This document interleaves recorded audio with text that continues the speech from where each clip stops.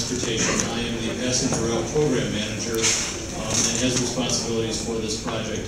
If you received a card in the mail tonight or over the last couple of weeks, that means that we have you on our mailing list, and you will continue to get public information sent to you about meetings, upcoming meetings that are coming along.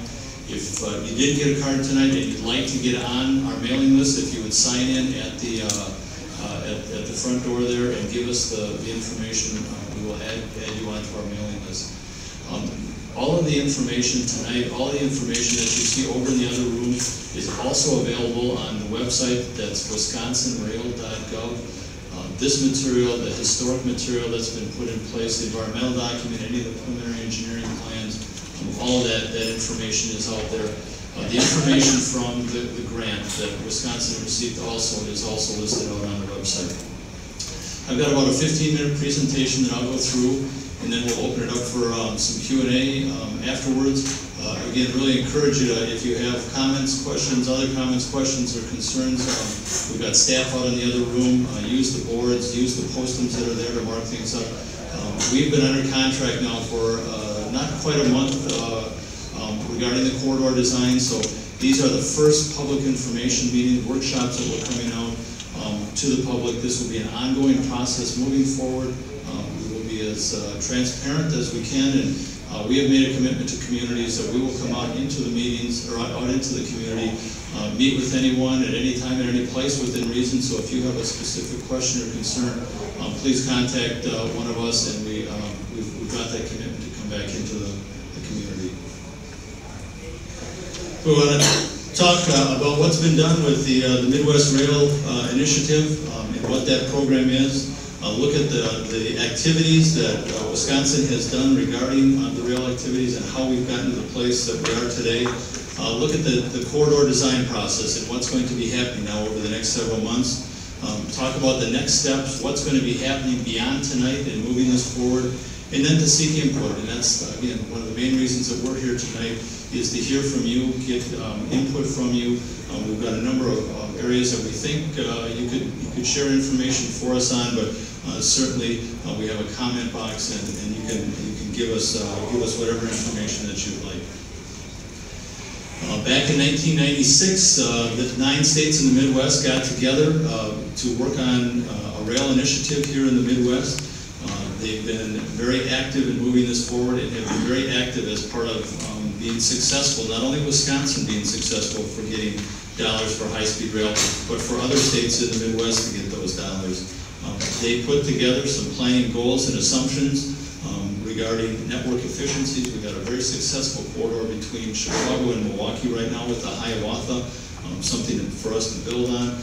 Looking at increasing revenues and reducing the operating subsidies that we currently have today by perhaps looking at additional ridership in the fares that may be associated with that to offset upcoming spending. And certainly to keep capital costs within reason. These are all of our dollars. Our group is responsible. We're the stewards of those dollars, and we want to make sure that we're keeping those at a very reasonable level. Everything in this program centers in Chicago. Chicago is the hub. All of the other routes are the spokes that come out of there. Ours happens to be the first project, really the second project. The first one is that corridor again from Chicago up to Milwaukee that's currently in place. That's the Hiawatha route. Our project is from Madison over to Milwaukee.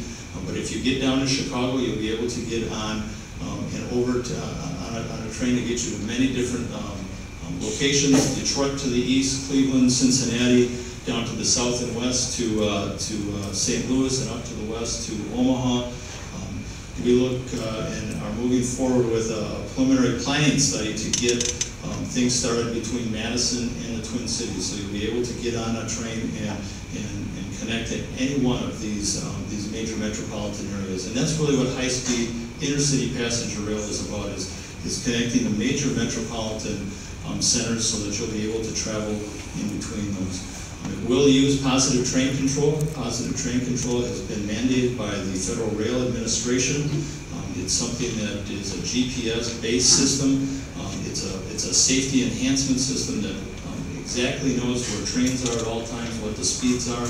It's a system that can overtake a train. If an operator or an engineer does not respond, that the system will take over and safely bring a train to a stop. High-speed rail is also about getting speeds up to 110 miles an hour throughout the corridor, so that's one of the other goals that we have. There are other types of passenger rail, and if you picked up one of the brochures when you came in, commuter rail, light rail, those are all identified in there, but this is high-speed intercity passenger rail, again, connecting major metropolitan areas. Mentioned that the service that we have to build from currently today, which is the Hiawatha service between Madison, between Milwaukee and Chicago. Currently there are 7 round trips, 6 on Sunday. Stops are at Glenview, Sturtevant, the Milwaukee Airport in downtown Milwaukee at the Milwaukee Intermodal Station. It has one of the best on-time performances in the country, and that's one of the reasons it's been so successful, is partly because of that. It has set ridership records over the past just a number of months. This past July, we set another record with ridership increasing again. A number of the activities that position Wisconsin to be where we are today, the corridor, between the rail corridor between Watertown and Madison was purchased in 2003, so that's currently owned by the state, by all of us. Wisconsin Southern operates on that, but it's owned by the state of Wisconsin. We completed an environmental assessment back in 2004, so that was signed in 2004. It was started in 2000. It was about a 4-year process that was gone through to get the signatures on that and moving that forward. We've renovated stations in downtown Milwaukee. A new station was built in Sturtevant and in the airport, at the airport location in 2005 through 2007. One of the other studies we also did was to look at the line between Chicago, Milwaukee, and over to Madison, and identify what additional capacity we would need for not only running passenger rail on it, but also for the freight and being able to have the ability to grow into the future. So that study was also done. Between Chicago and Milwaukee, we made track improvements there. We put welded rail in a number of the segments there. That's sections of track that are of rail that are about 1,450 feet long that are put there, so it gets rid of the 40-foot sections that are there. It's easier on the equipment, it's quieter, and that will continue. That welded rail will also be used as our part of this project coming forward. During the ARA application process, all of the Midwest states supported each other, moving that forward. We had letters of support from each one of the states. A little over a year ago, a decision was made by the governor to purchase 2 train sets from Talgo. Currently, the frames and the shells are being manufactured over in Spain right now. We'll start to receive shipments of those this October to November, where they will be retrofitted, and the rest of the build-out will happen at a new manufacturing facility at the old Tower Automotive site, which is at 35th and Capitol in Milwaukee. We've increased capacity on that Hiawatha line by adding more cars in 2007 and 2009, and we're part of the Midwest group to work on joint activities among the 9 states that are in the Midwestern Rail Initiative. So Wisconsin submitted last October 2 applications for one for the corridor from Milwaukee over to Madison. That was accepted. And we received the grant for that back in January.